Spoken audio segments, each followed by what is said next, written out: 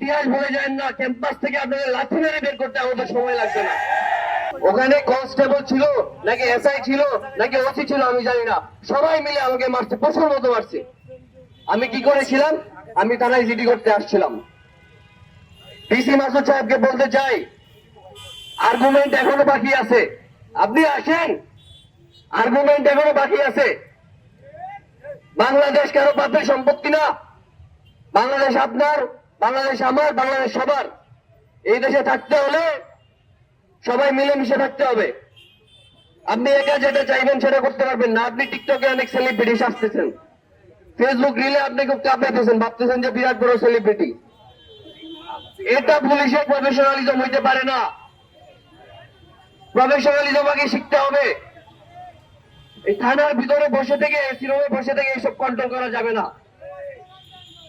ক্যাম্পাসে ক্যাম্পাসে এইসব দাদাগিরি চলবে না। ইতিহাস ভুলে যায়েন না। আপনারা যদি সহনশীল না হন, ইতিহাস ভুলে যায়েন না, ক্যাম্পাস থেকে আপনাদের লাথি মেরে বের করতে আমাদের সময় লাগবে না।